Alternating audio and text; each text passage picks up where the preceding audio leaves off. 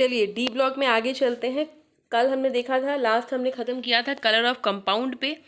आज हम अलॉय के बारे में पढ़ेंगे कि अलॉय क्या होता है। ठीक है, अलॉय आप लोगों ने 10th में पढ़ा है ऑलरेडी। देखो, मिक्सचर ऑफ एलिमेंट में कुछ क्वेश्चंस हैं जो 4 मैंने यहाँ पे मेंशन किया। अलॉय ये क्वेश्चंस पूछे जाते हैं, राइट।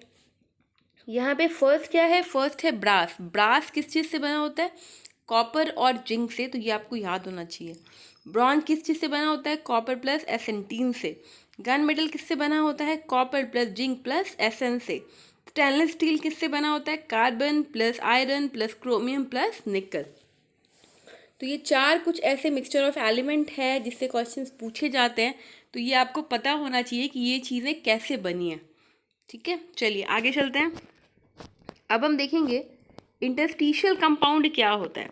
ठीक है, ये आप लोगों को याद होगा, सॉलिड स्टेट में हमने इंटरस्टिशियल कंपाउंड पढ़ा था बच्चों। ठीक है, इंटरस्टिशियल कंपाउंड्स क्या होता है? It is a kind of solid state defect. क्या होता है? एक सॉलिड स्टेट का डिफेक्ट होता है। Transition element forms interstitial compound. जो इतने भी ट्रांजिशन एलिमेंट होते हैं वो क्या करते हैं? वो इंटरस्टिशियस कंपाउंड फॉर्म करते हैं। तो इंटरस्टिशियल में डिटेल में बताने की मुझे ज़रूरत नहीं है क्योंकि हमने ऑलरेडी सॉलिड स्टेट में पढ़ा था इंटरस्टिशियल डिफेक्ट में क्या होता है, कैसे एक डिफेक्ट हो जाता है, कैसे एक एरिया खाली हो जाता है, वहाँ पे आके कोई दूसरा जुड़ जाता है। ठीक है, तो इससे इसको बोला जाता है कि सॉलिड स्टेट का डिफेक्ट होता है और ये बेसिकली ट्रांजिशन एलिमेंट में होता है, फॉर्म्स करता है इंटरस्टिशियल कंपाउंड। चलिए आगे चलते हैं। कुछ इंटरस्टिशियल कंपाउंड की प्रॉपर्टीज़ देखते हैं कि कौन कौन सी इंटरस्टिशियल कंपाउंड की प्रॉपर्टीज़ होती है। तो पहली प्रॉपर्टी की अगर हम बात करें तो element show variable oxidation state. जितने भी एलिमेंट होते हैं, अभी ये कंटेक्स्ट इंटरस्टिशियल कंपाउंड से रिलेटेड बातें हो रही है, राइट। तो element shows variable oxidation state पहले तो। दूसरा, they are hard, have high melting point and boiling point. बहुत हार्ड होता है और क्या होता है? मेल्टिंग पॉइंट और बॉइलिंग पॉइंट बहुत हाई होती है। तीसरा, गुड कंडक्टर ऑफ इलेक्ट्रिसिटी होता है। तो ये 3 पॉइंट्स हो गए हैं कि इंटरस्टिशियल कंपाउंड की प्रॉपर्टीज़ क्या होती है।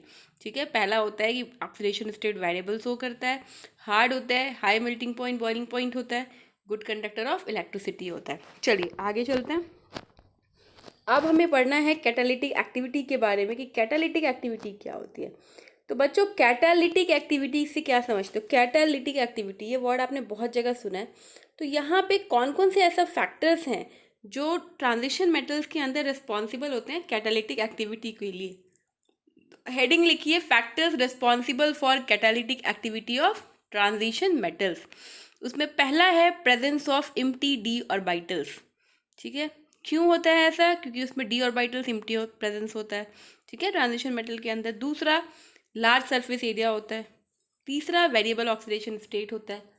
और चौथा, एबिलिटी टू फॉर्म कॉम्प्लेक्सेस। इनके पास ये एबिलिटी होती है कि ये कॉम्प्लेक्सेस को फॉर्म कर ले। तो ये कुछ फैक्टर्स हैं जो रिस्पॉन्सिबल होते हैं catalytic activity of transition metals के लिए। चलिए आगे चलते हैं। अब बात करते हैं catalytic activity of the transition metals में। कुछ यहाँ पे आपको मेटल्स होगा, यहाँ पे देखोगे आप कैसे कैटालिटिक एक्टिविटी शो करता है ये।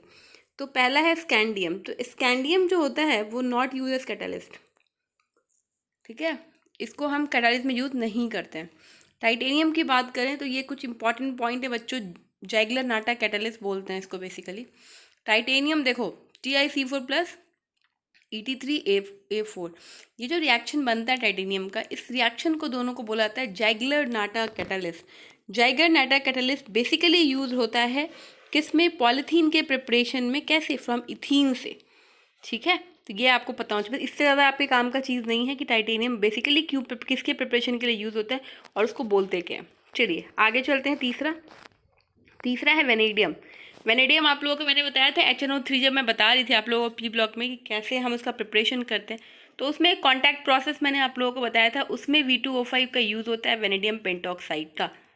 तो बेसिकली V2O5 कहाँ यूज़ होता है? कॉन्टैक्ट प्रोसेस में यूज़ होता है। चलिए आगे चलते हैं। Fourth one is chromium. Chromium को बेसिकली हम एरोमेटाइजेशन में यूज़ करते हैं। तो आप देख सकते हो Al2O3 प्लस Cr2O3। ठीक है, क्रोमियम का होता है, तो इसको बेसिकली हम एरोमेटाइजेशन में यूज़ करते हैं। Fifth one is manganese. ठीक है, मैंगनीज MnO2, इसको बेसिकली हम क्या करते हैं? कैटलिस्ट यूज़ करते हैं ऑक्सीजन को प्रोड्यूस करने में। ये रिएक्शन बहुत कॉमन है, आप लोग 10 से पढ़ते आ रहे हो। ठीक है। तो ये कुछ बच्चों 5 इधर होगा और एक छठा है आयरन के बारे में। बेसिकली आयरन क्या है, इसको हम एनहाइड्रस FeCl3 बोलते हैं। एनहाइड्रस FeCl3 आप जानते हो, वाटर का जिसके अंदर क्या हो, कमी हो जाए। इसको basically use as Lewis acid and Friedel Crafts reaction में इसका यूज़ होता है। ठीक है। Fe ट्यूब हीट दोगे, use for preparation for benzene from acetylene. अब आप सोच रहे होगे यहाँ पे ऐसे रिएक्शंस लिखे हुए हैं, इसको हम याद कैसे करना है। इसको आपको ये याद करना है कहाँ यूज होता है, क्या बोलते हैं, दैट्स इट। इतना आपको इसमें याद करना है। चलिए अब आगे चलते हैं ऑक्सीडेशन स्टेट के बारे में कि ऑक्सीडेशन स्टेट क्या होता है डी ब्लॉक में। याद कीजिए पी ब्लॉक एलिमेंट में क्या था, जैसे हम ऊपर से मीन्स टॉप टू बॉटम आते थे तो ऑक्सीडेशन स्टेट कम होता था क्योंकि वहाँ पे पार्टिसिपेट करना 2 इलेक्ट्रॉन बंद कर देता था। क्यों? इनर्ट पेयर इफेक्ट की वजह से। लेकिन डी ब्लॉक में होता है उल्टा। डी ब्लॉक क्या करता है, इसमें ऊपर से नीचे आता है तो हायर ऑक्सीडेशन स्टेट होता है। तो ये बात आपको पता होना चाहिए, वही चीज़ यहाँ पे मेंशन है कि unlike the P block where heavy metal shows lower oxidation state due to inert pair effect, the heavy element in D block stable at higher oxidation state. ठीक है। चलिए एग्जाम्पल में MO6, ठीक है, tungsten 6 are found more stable than chromium 6। ठीक है। अब MO पे +4, W पे +4, क्रोमियम अगर होता है तो कौन ज़्यादा स्टेबल होता है क्रोमियम से। अब तो दिखा हुआ है यहाँ पे MO और W are found more stable than chromium. ठीक है, ये आप लोगों ने पढ़ा था पीछे। आइए सबके ऑक्सीडेशन स्टेट देखते हैं अब कि कैसे कैसे वेरिएशन होता है ऑक्सीडेशन स्टेट पे। तो यहाँ पे आप देखो, यहाँ पे सारे लिखे हुए एलिमेंट और किस तरह से ऑक्सीडेशन स्टेट है। तो अगर हम बात करें Sc की, तो Sc का आपको क्या दिख रहा है स्क्रीन पे, ध्यान से देखो। Sc +3 ऑक्सीडेशन स्टेट शो करता है बस। Ti की बात करें तो Ti +2, +3, +4, +5 ऑक्सीडेशन स्टेट करता है। V की बात करें, वेनेडियम की बात करें तो +2 से +5 तक का ऑक्सीडेशन स्टेट शो करता है। क्रोमियम की बात करें तो +2 से +6 का ऑक्सीडेशन स्टेट शो करता है। मैंगनीज की बात करें तो +2 से बच्चों +7 होगा, यहाँ पे 7 मेंशन नहीं है तो ये आप लोग प्लीज़ मेंशन कर लीजिएगा। मैंगनीज जो होता है वो +2 से +7 का ऑक्सीडेशन स्टेट शो करता है। Fe +2 से +6, कोबाल्ट +2 से +5, निकल +2 से +4, कॉपर +2 +3 और जिंक क्या करता है Sc की तरह +2, एक ही उसमें ऑक्सीडेशन स्टेट शो करता है। तो ये कुछ ऑक्सीडेशन स्टेट हैं जो आप देख सकते हो यहाँ डी ब्लॉक के अंदर क्या हो रहा है, ऊपर से नीचे यहाँ पे बढ़ रहा है, मतलब हायर हो रहा है, कम नहीं हो रहा। लेकिन पी ब्लॉक में उल्टा था, राइट, वहाँ पे इनर्ट पेयर इफेक्ट लग रहा था, लेकिन यहाँ पे तो ऐसा कुछ नहीं हो रहा है। ऐसा क्यों होता है? ठीक है, इसलिए होता है due to similar energies of NS and N-d orbitals both can participate to so variable oxidation. Obviously ऐसा इसीलिए होगा क्योंकि वहाँ पे पार्टिसिपेशन होता होगा। ठीक है, पी ब्लॉक में पार्टिसिपेशन नहीं होता था लेकिन डी ब्लॉक में पार्टिसिपेशन होता होगा, उसकी वजह से क्या होता है, उसकी वजह से वो बढ़ता है। ठीक है, तो ये आपको पता होना चाहिए कि हायर होता है top to bottom, P block में लोअर होता है। चलिए आगे चलते हैं। Different oxidation state of manganese का देख लेते, क्योंकि सबसे हाईएस्ट बात करें तो +2 से +7 का ऑक्सीडेशन स्टेट मैंगनीज देता है। तो आप देख सकते हो कौन कौन से ऐसे कंपाउंड होंगे जो बनेंगे। +7 में आप देख सकते हो KMnO4, +6 में K2MnO4, +5 में K3MnO4, +4 MnO2, +3 Mn2O3, +2 MnO, +1 Mn2O। ठीक है, K3MnO4 को अनस्टेबल बोला जाता है बच्चों। तो ये कुछ ऑक्सीडेशन स्टेट है मैंगनीज के अलग से इसलिए बताया मैंने क्योंकि मैंगनीज यहाँ पे सबसे हाईएस्ट ऑक्सीडेशन स्टेट शो करता है। चलिए कुछ इंपॉर्टेंट रिएक्शंस की बात करते हैं, कौन कौन सी रिएक्शन आपके लिए इम्पॉर्टेंट है। उसमें से पहला है कि reaction of copper metal and it's salt. Copper metal को सॉल्ट के साथ रिएक्शन करवाया तो क्या हुआ, कॉपर को जब ऑक्सीजन से रिएक्ट करवाओगे, ऑक्सीजन दोगे ऐसा कटल, तो क्या होता है, कॉपर ऑक्साइड का फॉर्मेशन होता है जो कि ब्लैक कलर का होता है। ठीक है, उसके बाद इस कॉपर ऑक्साइड को पानी के साथ करवाया तो CuOH2 बन गया जो ब्लू कलर का हो गया। फिर हमने कार्बन डाइऑक्साइड के करवाया तो CuCO3 हो गया जो ग्रीन कलर का हो गया। अब हमने H2CO3 के साथ रिएक्ट करवाया तो CuCO3 और CuOH2 एक बेसिक कॉपर कार्बोनेट मिला जो कि मैलाचाइट ग्रीन कलर का होता है।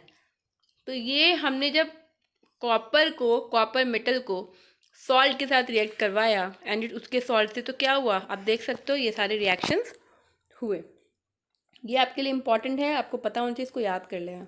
दूसरा, reaction of zinc metal and it's salt. Zinc metal का उसके सॉल्ट के साथ रिएक्शन हो रहा है। जिंक को oxygen, ZnO, water ZnO2।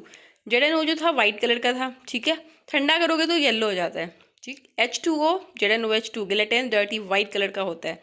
Carbon dioxide से किया ZnCO3, H2CO3 का क्या हो गया, ZnCO3 पॉइंट, ZnOH2 जो कि बेसिक जिंक कार्बोनेट हो गया, जो कि डल ग्रीन कलर का होता है। तो ये दो रिएक्शन बहुत इंपॉर्टेंट है, इसलिए मैंने मेंशन कर दिया है, कॉपर का और जिंक का। चलिए फाइनली बच्चों यहाँ पे होता है ख़त्म, ठीक है। अब थोड़ा सा आपका बढ़ रहा है, इसमें थोड़ी सी चीज़ें आपकी बचेगी जो अब हम कल इसको ख़त्म करते हैं, ठीक है। फाइनली यहाँ तक हो गया ख़त्म। तो ये दो आपके बहुत इंपॉर्टेंट रिएक्शंस हैं जो आपको पढ़ने हैं। उसके बाद आपने डिफरेंट ऑक्सीडेशन स्टेट्स मैग्नीज का देखना है, कौन कौन से कंपाउंड का फॉर्मेशन होता है। उसके बाद क्यों होता है ऑक्सीडेशन स्टेट ऊपर से नीचे हाईएस्ट, क्योंकि इसका क्या होता है, इसके पार्टिसिपेशन क्या होता है। जैसे मान लो इसकी जो कॉन्फ़िगरेशन है, इसमें जो पार्टिसिपेशन होता है वो क्या करता है, वो पार्टिसिपेट करता है इलेक्ट्रॉन, ठीक है, नीचे आता है। तो लेकिन अगर पी ब्लॉक की बात करें तो वहाँ पे पार्टिसिपेशन होना बंद होता था, उसकी वजह से इनर्ट पेयर इफेक्ट लगता था, ठीक है। चलिए आगे चलते हैं। अब हम देख लेते हैं, यही ऑक्सीडेशन स्टेट हमने पढ़ लिया। पी ब्लॉक में क्या होता है, ऊपर से नीचे जाता है तो कम due to inert pair effect, but यहाँ पे क्या होता है, हायर होता है, ठीक है। उसके बाद हमने क्या पढ़ा, उसके बाद हमने कुछ 6 देखें डिफरेंट रिएक्शन एलिमेंट का, कि कैसे क्या बनाता है, उसको क्या बोलते हैं और कहाँ यूज़ होता है। दिस इज़ वेरी इंपॉर्टेंट, तो ये आपको याद होना चाहिए 6, ठीक है। कैटालिटिक एक्टिविटी होता है ट्रांजिशन मेटल का। उसके बाद हमने देखा कैटालिटिक एक्टिविटी जो होती है कौन कौन से फैक्टर्स पे रिस्पॉन्सिबल होता है। उसमें हमने 4 फैक्टर देखे, presence of empty D orbitals, large surface area, variable oxidation state, ability to form complexes.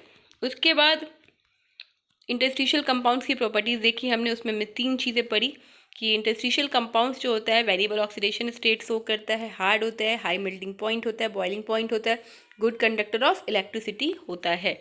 चलिए उसके बाद हमने इंटरस्टिशियल कंपाउंड के बारे में पढ़ा कि it's a kind of solid state defect. Transition element क्या करता है, फॉर्म्स करता है इंटरस्टिशियल कंपाउंड। इससे पहले हमने क्या पढ़ा था, हमने देखा था अलॉय। अलॉय में 4 बहुत इंपॉर्टेंट मैंने आपको अलॉय बताएं कि वो कैसे बनता है। तो ब्रास कॉपर प्लस जिंक से बनता है, ब्रॉन्ज कॉपर प्लस टीन से बनता है, गन मेटल या बेल मेटल कॉपर जिंक और टीन से बनता है, stainless steel copper carbon plus iron plus chromium plus निकल से बनता है। तो ये कुछ बच्चों अलॉय के एलिमेंट्स हैं जो आज हम फाइनली यहाँ तक ही पढ़ेंगे। कल देखते हैं आगे, कल इस चैप्टर का द एंड करते हैं कि थोड़ा सा पार्ट इसमें बच रहा है। चलिए तब तक के लिए बाय बाय, मिलते हैं कल नेक्स्ट लेक्चर में।